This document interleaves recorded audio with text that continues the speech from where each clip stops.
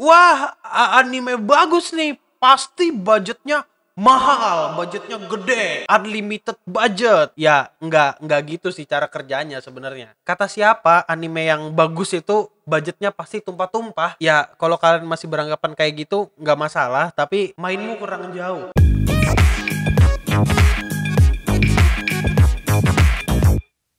Halo Indo Gamers, para Wibu Denial, selamat datang lagi bersama gua, host yang paling kalian cintai, Admin Yami. Dan selamat datang di acara Wibu Lokal, acara akan membahas anime, manga, dan Jepangan lainnya. Jadi, hari ini aku mau membahas sedikit tentang budget di anime. Di sini aku bakal memberikan perspektif dari orang awam yang sedikit mengerti tentang industri anime dan pengaruh ke anime itu sendiri. Aku di sini memandang budget anime dari sudut pandang orang luar industri. Karena aku nggak pernah kerja di studio animasi dan atau bekerja di dalam industri anime itu sendiri. Jadi, beberapa research ini berdasarkan apa yang kubaca dari situs berita dan lainnya. Biasanya, kata-kata ini animenya pasti bagus, pasti budgetnya gede nih, itu kata-kata yang gak asing buat beberapa orang. Atau kata-kata animasinya Ufotable itu bagus karena budgetnya sampai banyak banget, tumpah-tumpah, sampai-sampai orang bikin pelesetan UBW, Unlimited Blade Work, jadi Unlimited Budget Work. Pertanyaannya adalah, apakah budget anime itu mempengaruhi kualitas dari anime itu sendiri? Jawabannya iya dan enggak. Ya, kok gitu? Sebentar, makanya kita bahas dulu pelan-pelan biar enak. Pertama, anime itu bukan cuma soal animator. Menurut Kisaki Kubota, desainer karakter dari One Punch Man, dia pernah bilang kalau sebenarnya budget dari setiap anime itu bisa dibilang hampir mirip-mirip. Dan gak ada perbedaan yang drastis banget tingginya atau perbedaan yang drastis banget bawahnya. Semuanya kembali lagi ke staff yang ngerjain itu anime. Bagaimana cara mereka menempatkan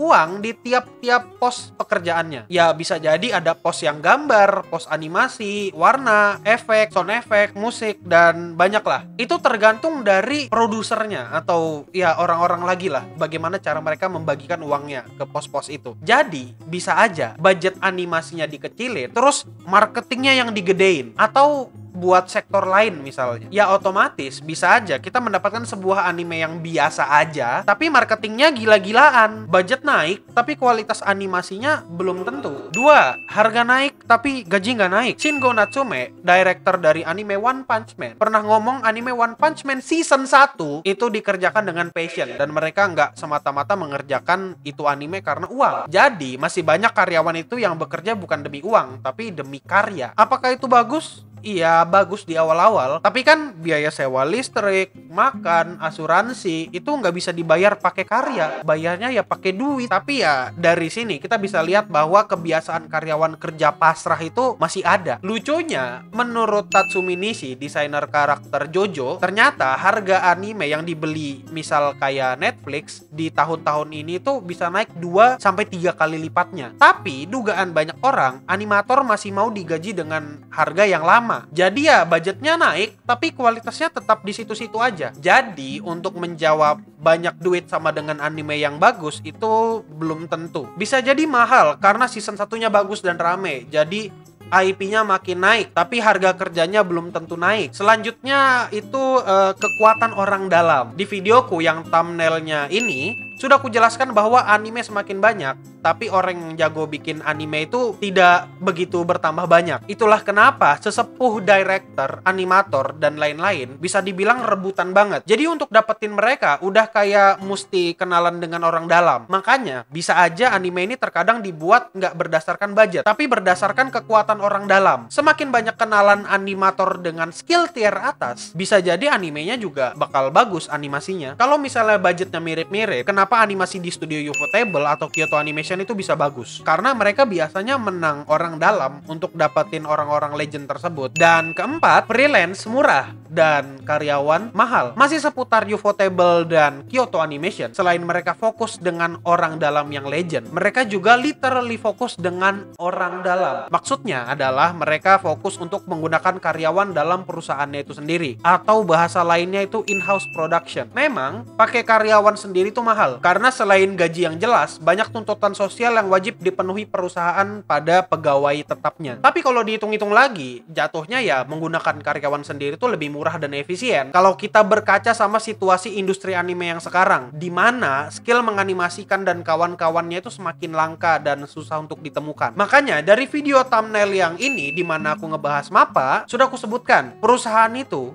ketagihan menggunakan freelance. Tapi ujung-ujungnya mereka pusing sendiri. Aku kurang tahu juga bagaimana hitung-hitungan tepatnya karyawan versus freelance, tapi yang pasti Ufotable pernah ketahuan menghindari pajak. Mungkin itu yang membuat mereka bisa menghemat budget. Iya, jadi itulah kenapa budget besar belum tentu menghasilkan anime yang bagus juga. Karena bisa jadi pembagian duitnya berat dibeli lisensi, marketing, dan lain-lain. Atau animatornya gajinya masih segitu-segitu aja. Ditambah kebanyakan animator masih aja freelance dan kekuatan orang dalam masih sangat mempengaruhi. Dan pada dasarnya, mau seberapa banyak budgetmu untuk sebuah anime, kalau misalnya deadline-nya mepet kayak Record of Ragnarok, bisa aja animasinya bakal jelek. Yaitu Record of Ragnarok, aku nggak yakin itu anime punya deadline yang panjang. Itu aku yakin deadline-nya mepet banget. Naik turunnya budget animasi itu tergantung dari stakeholder atau pemangku kepentingannya. Semakin banyak pemangku kepentingannya serta kemampuan komite produksi yang bisa meyakinkan mereka bahwa anime ini akan sukses dan membuat anime yang B aja jadi dapat budget yang jauh lebih tinggi. Terus pertanyaannya, dari manakah budget anime itu berasal? Apakah dari om-om random atau orang studio animasi yang punya duit? Memang terkadang ada om-om yang banyak duit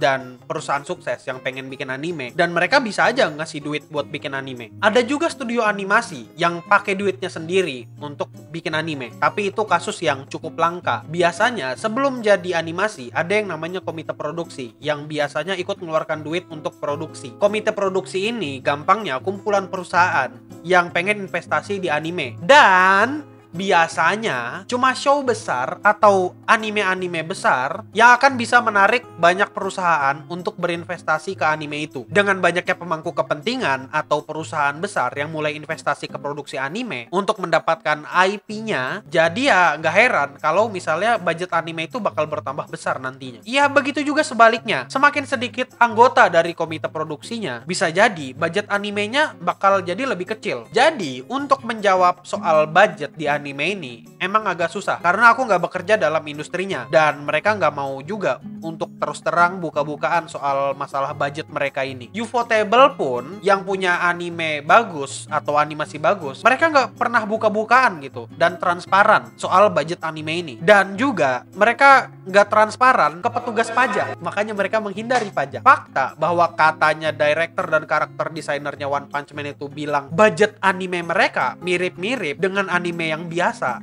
aku sedikit kaget. Emang ternyata banyak faktor yang bisa bikin anime ini jadi bagus atau jadi jelek. Tergantung staffnya, tergantung siapa yang terlibat, studio apa yang bikin, itu banyak pengaruh di sana. Jadi ujung-ujungnya anime ini bisnis. Iya, anime ini bisnis. Gak ada orang yang mau atau perusahaan yang mau bisnis mereka itu rugi. Karena perusahaan-perusahaan itu ya mereka investasinya ke anime. Kalau mereka mau rugi ya namanya bukan perusahaan, namanya lembaga amal.